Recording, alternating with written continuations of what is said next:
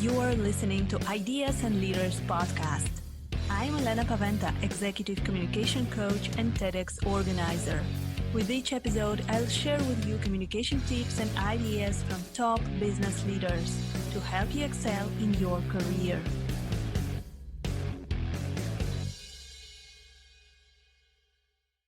Welcome to the next episode of Ideas and Leaders podcast. And today, my guest is my friend from Jordan, Salah Hamed. He is a tech content creator. He has more than 1 million followers on his YouTube channel. He is doing reviews and covering huge tech events all over the world. Hi, Salah. It's great to have you here today. Hi, likewise. Thank you for having me.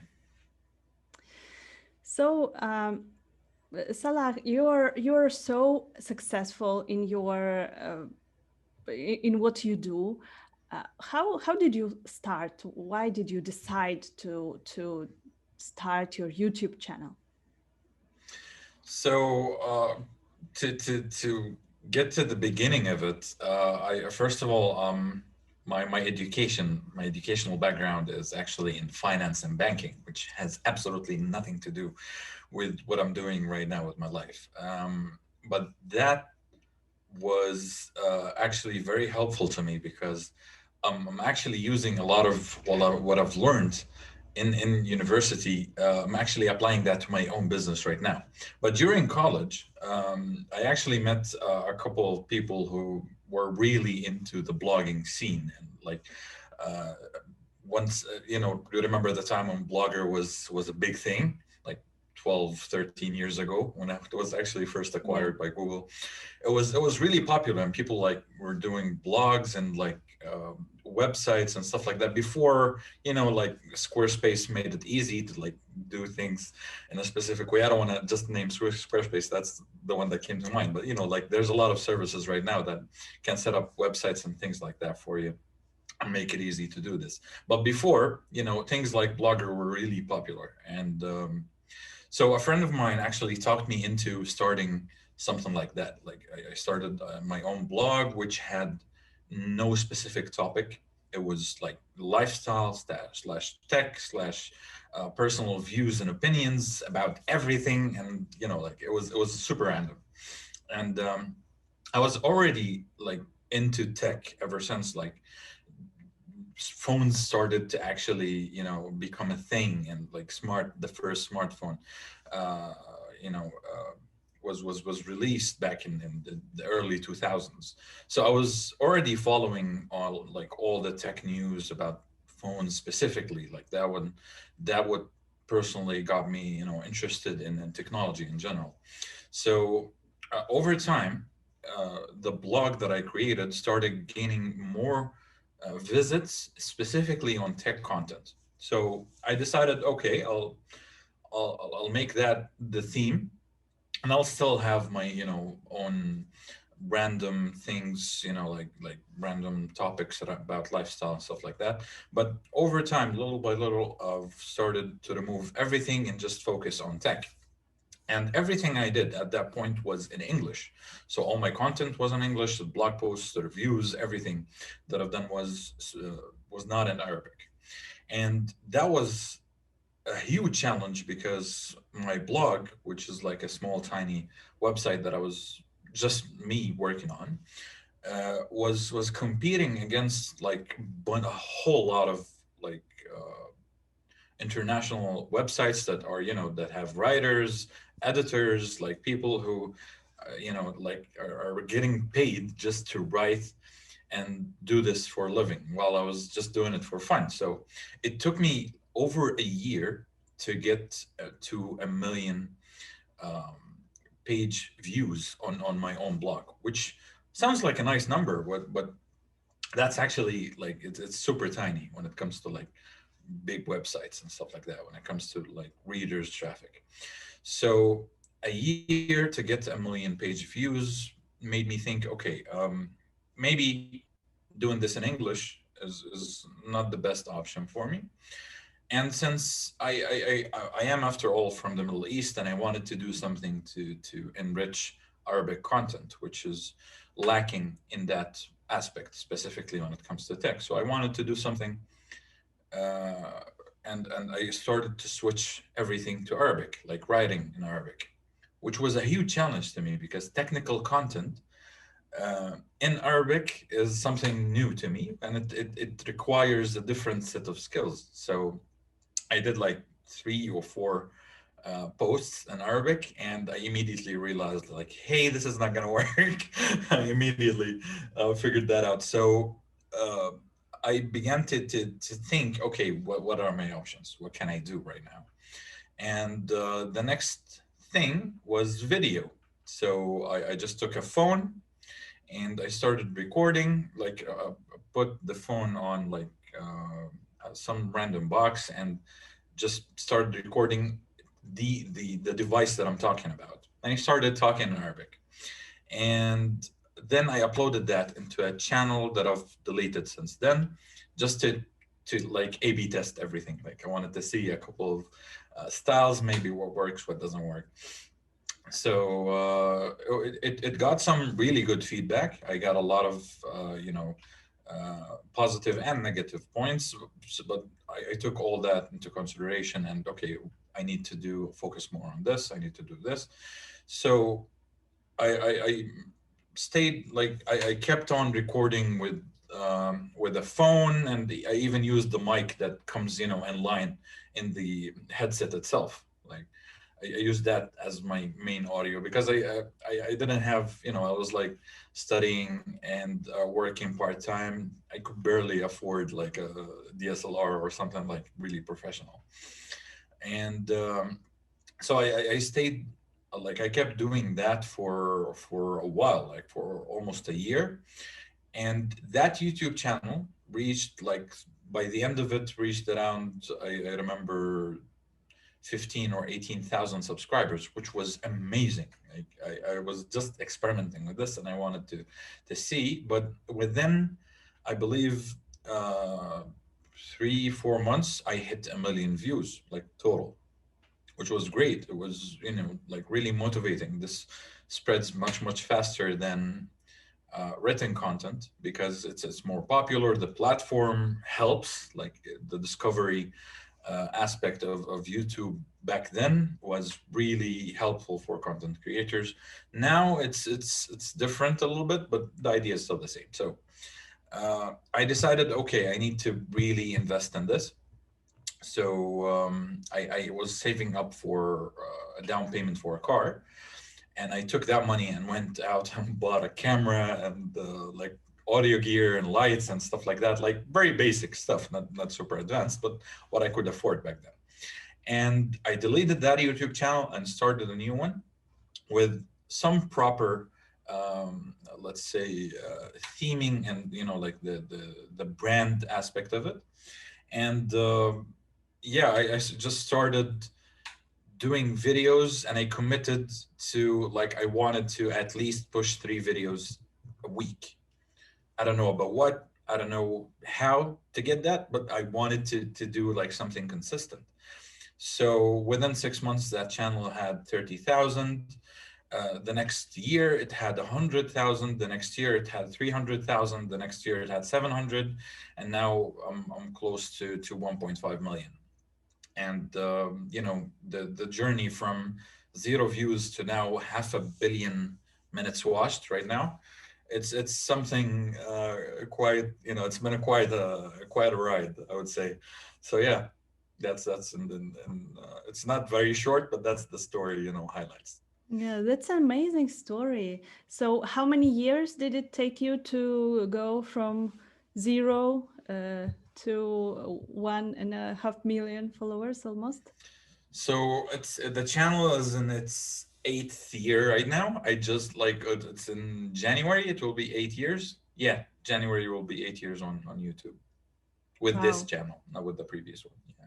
This is amazing. This is very inspiring because, a lot of entrepreneurs and a lot of our listeners, they are now just starting their online businesses or parts of their online businesses.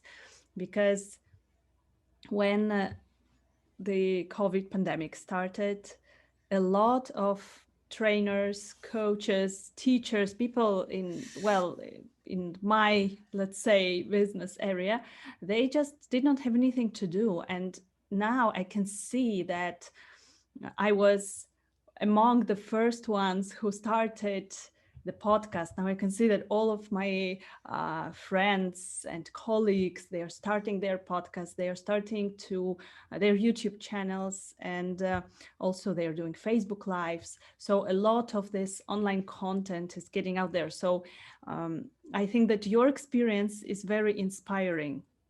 And you know that a lot of people who start in the online, they wait for too long, and they are kind of perfectionists, that I want the lighting to be amazing, I want everything to be perfect.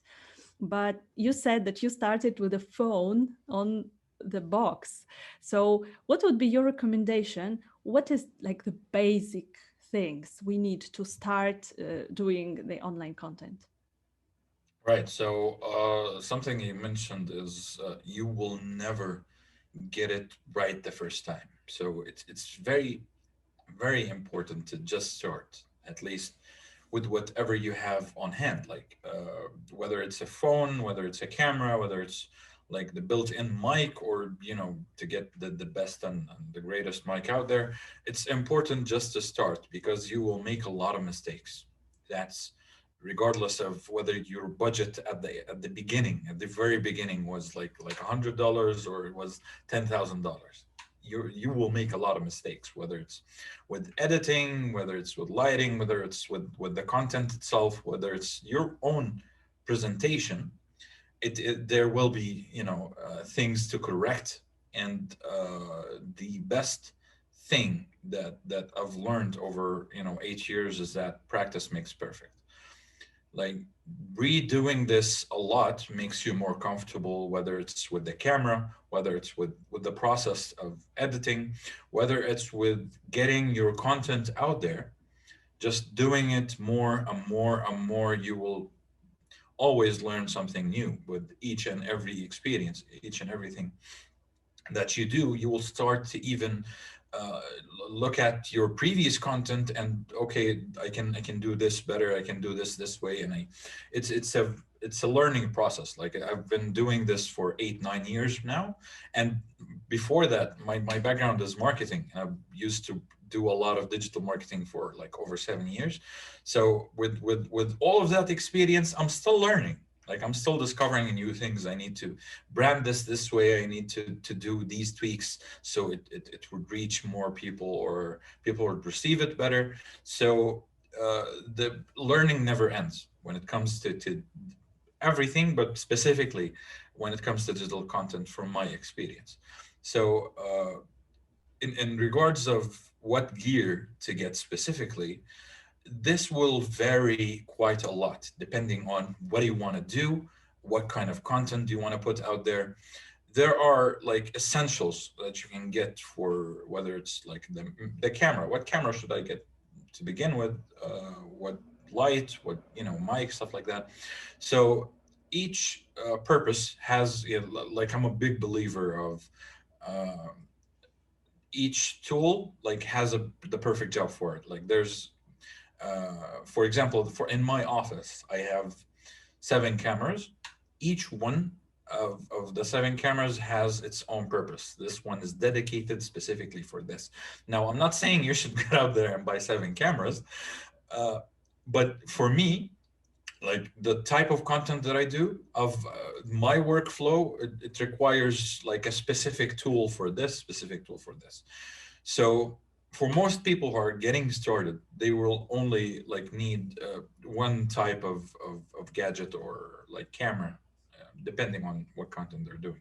So for what I would advise, basically, it would start with the budget. Like, what's your budget for this? Uh, because there are people who are willing to spend like $1,000 on a couple of gadgets at the beginning. There are people who are willing to invest more. Like, they have a vision when it comes to their content and to how to integrate it with their business. Okay, I'll spend $5,000, for example. So Make it easier for me. What kind of budget are we talking about when it comes to gear? Yeah. So let's say if we have a very limited budget, Okay. All right. limited budget, because I know that many people who are starting their podcasts, their uh, Facebook lives or YouTube channels, uh, they are not doing it for money, Mhm. like because they will not get a lot of subscribers on YouTube immediately. But this is an additional thing they do to increase um, their presence online. Right. So the Right. basic things, let's say, what can we, what do we need to have to start? Okay. So basically, you need a mic, a camera, and a source of light.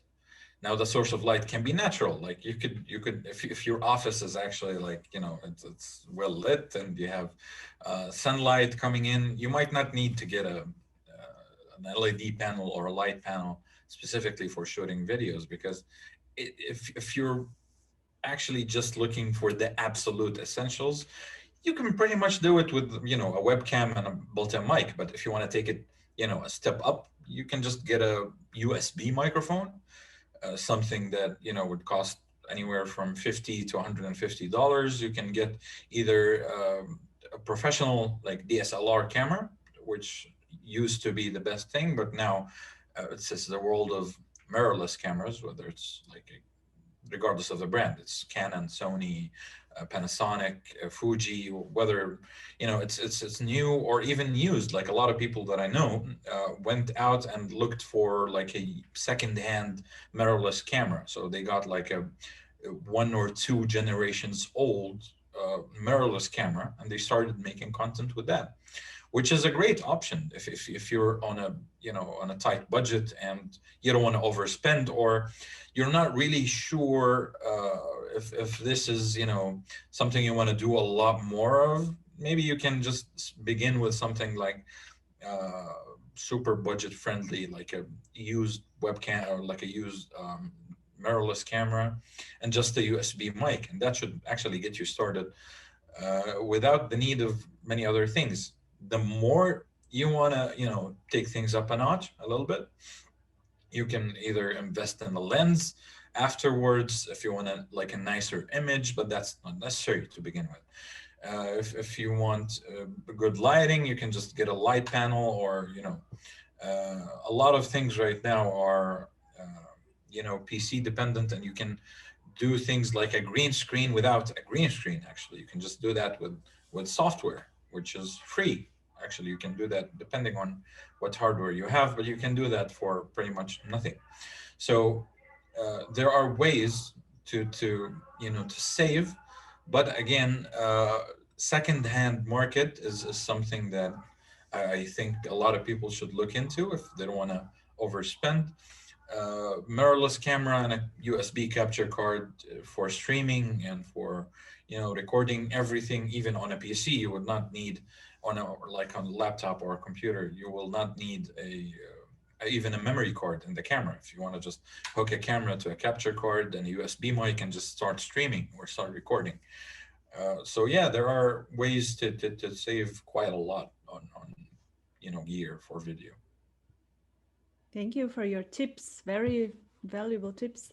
So you mentioned a very important thing in the beginning, how you were searching for your niche, because Mhm. I can see that a lot, that people want to start being good, being experts in a certain field, and but they are still looking for their audience. They're still looking for their maybe area of expertise and defining it. And you said that you did not uh, do content in Arabic in the beginning. Yes, for a long time you were doing it in English. So what would you say? What are the benefits of focusing on the local market, on the let's say not an international, but one or two countries.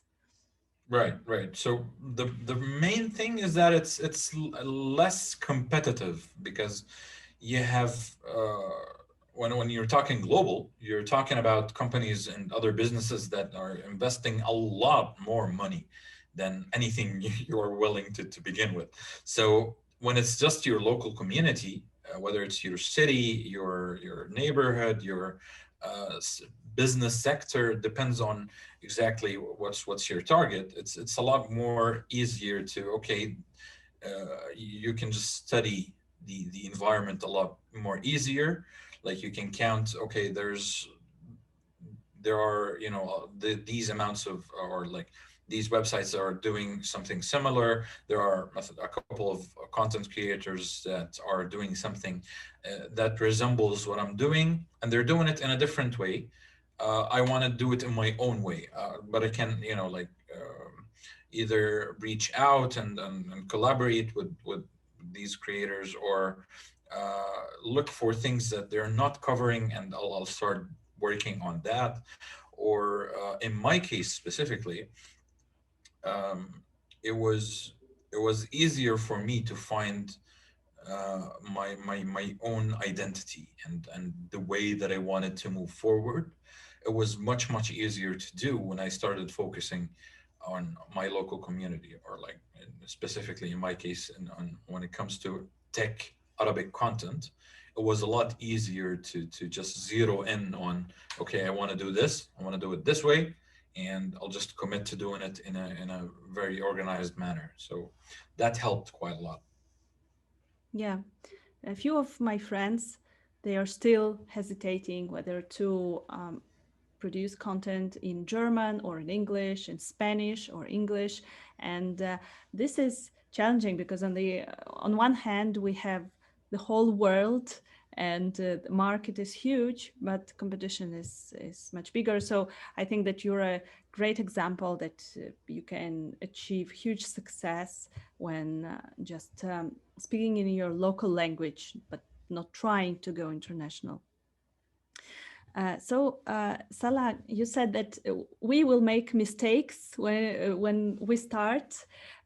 What is your recommendation? What maybe we can avoid some mistakes when uh, on the first steps of producing digital content? What can you recommend not to do in the beginning? Well, the best thing to do, and my main advice to take away from this, is to consume as much content as possible, because that would help you see what others are doing, how they're doing it, and how it's being received.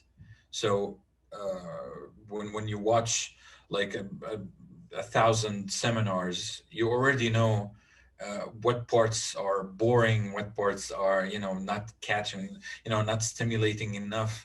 And you can just start, customizing that, and then taking out the boring parts, or spicing things up in a specific way, whether it's visuals, it's the presentation, it's the information being received. So consume a lot of content, do a lot of research, uh, and take lessons from that. Like, learn from the mistakes of others is the best thing you can do, because you can take on that, and do not, like use that for your own benefit.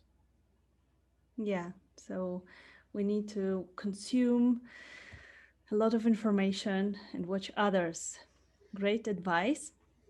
Uh, and what about presenting on video? Because I think that this part is very challenging for many people.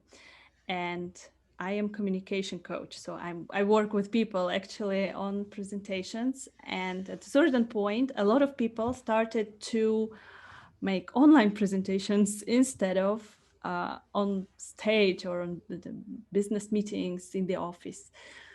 So, and doing YouTube videos is something completely different. So, what are the main things what we should remember about and think about when we are producing such a video?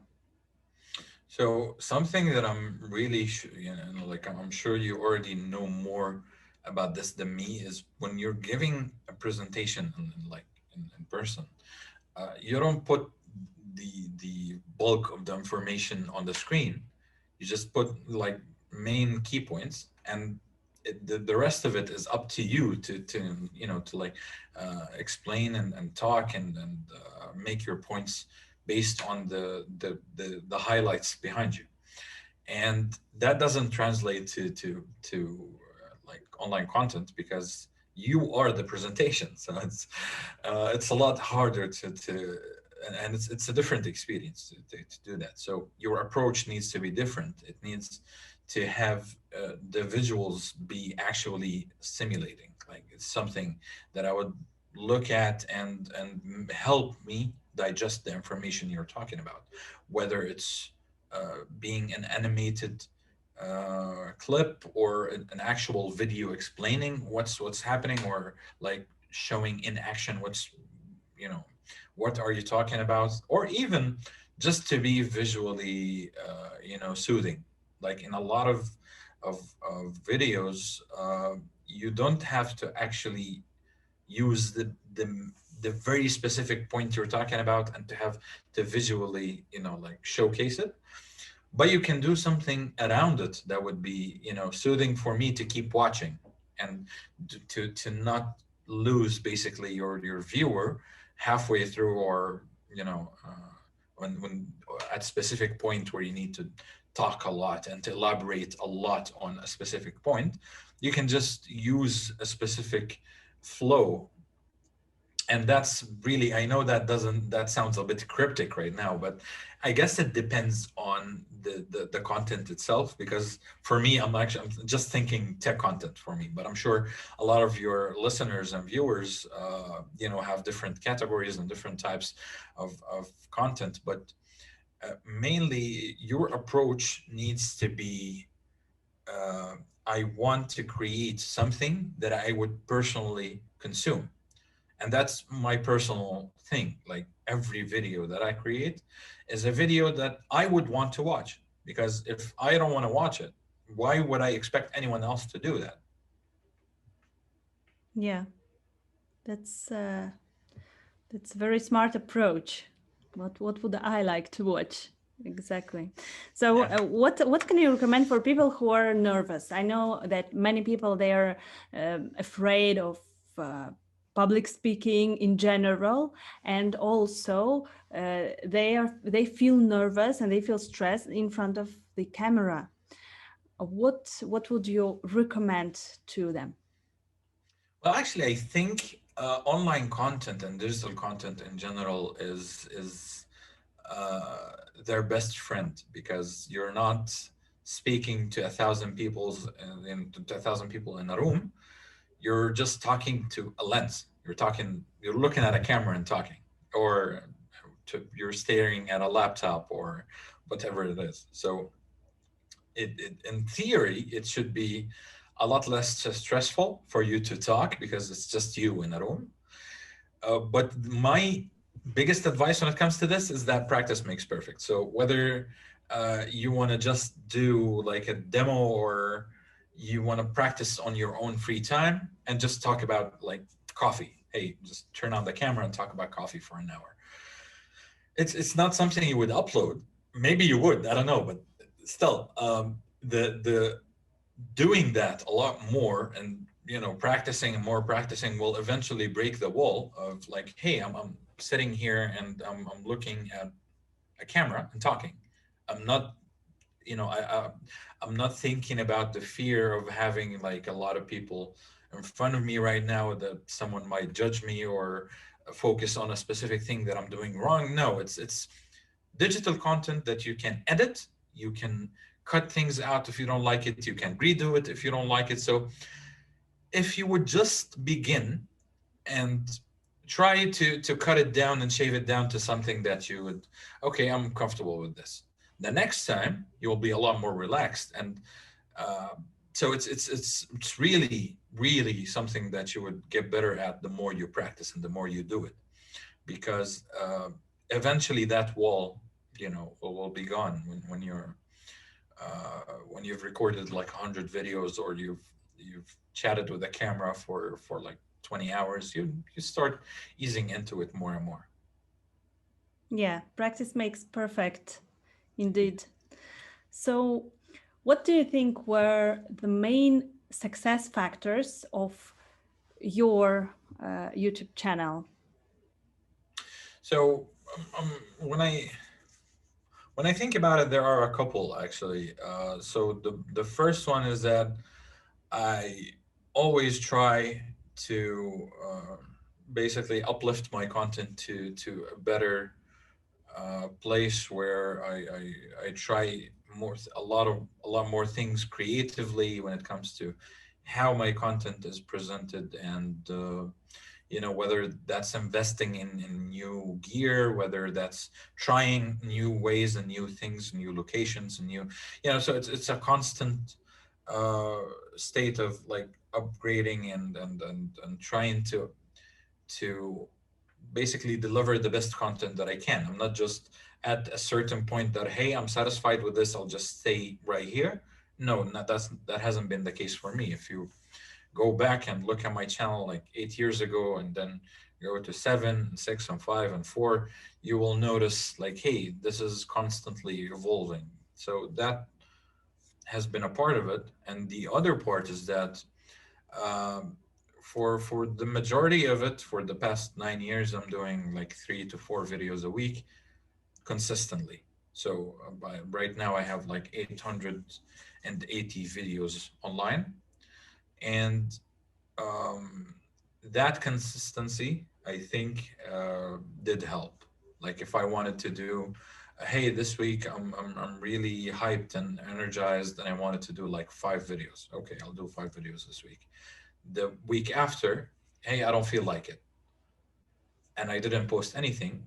That would, break the momentum a lot, because when you get into it, and whether it's you're like stressing yourself with time, or you're forcing yourself to do it, that's bad on the long term, because you'll eventually get bored, or you know it will lose, um, what's the right word here, um, the spark, Yeah. if when you're doing your content, and it's something that you're passionate about, and something that you love and enjoy talking about, it will come across to the audience. It will immediately be noticed that, hey, this person actually likes what he's talking about, and he's interested in what he's talking about.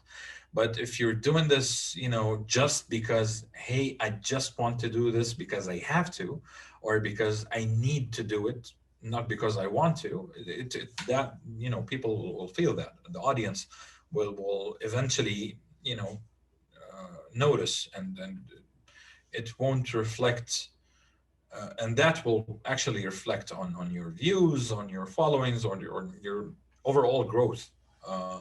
So I think consistency has been also a great part of getting me to where I am today.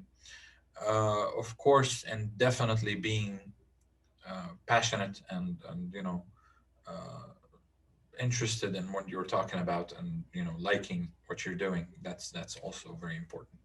Yeah. So being consistent and posting yeah, speaking regularly, whether it is one time per week or twice per week or three Well, videos per whatever week. whatever the rhythm is, you just need to commit to it. Like if you want to Yeah. decide, if you decided like, hey, I want to do one episode a month, just stick to it. That's the important part. Yeah, yeah. For example, now I'm doing live videos on my Facebook page, and I just put it in my calendar that every Wednesday, 7:30 p.m. I'm there, and I have a booked time in my calendar, because this is like, then it is not a matter of choice whether I if I want to do this, if I have time, if I don't have anything additional. No, it is just what I do every week.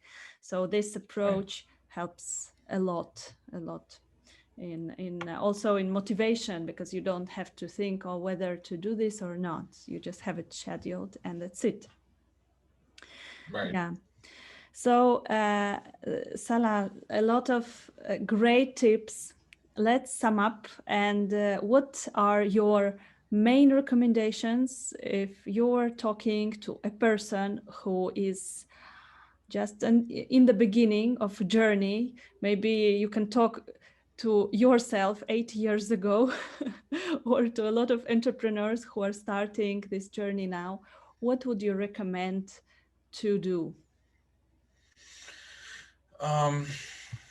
Plan better, meaning just have a vision for what you want to do today, next week, the month after. That helps extremely. Like right now, the way that I do things at the moment, I have every single video planned for 3 to 4 months in advance. That gives you a huge push. Uh, of course, that's for someone who's already, posting videos or posting content or creating whatever, content he's creating. But if you're still thinking about starting, if you're not actually creating content, think of every time you sat with someone, a stranger maybe, and you just started talking and going on and on and on about something that you like. Take that conversation and record it. That's the best content, because it's you at your best, where you're actually, really excited about what you're talking about, and you're trying to explain something in a way that a stranger would completely understand. That's what you should be focusing on, and you should move that experience from that interaction to a video or an audio clip or an article or a piece of content that others might benefit from. And yeah, that's mainly where I would start. Thank you very much. A lot of gems here, a lot of tips for our listeners. So let's also share with our listeners, where can they find you and follow you if they speak Arabic, if they would be interested in following you. What is the name of your YouTube channel? So all of my personal accounts are at Salah Hamed, SALAH, GHAMED, and my YouTube channel and my tech content can be found on Android Basha YouTube channel. So just Google Android Basha, BASHA. Thank you very much. And I will post links to your channels also under our podcast Much episodes. appreciated. Thank you very much for this conversation, Salah. Absolutely. It's been a pleasure. Thank you for listening to Ideas and Leaders podcast. Did you enjoy this episode? Let me know that you listened by tagging me in your LinkedIn profile and using a hashtag Ideas and Leaders. See you in the next episode.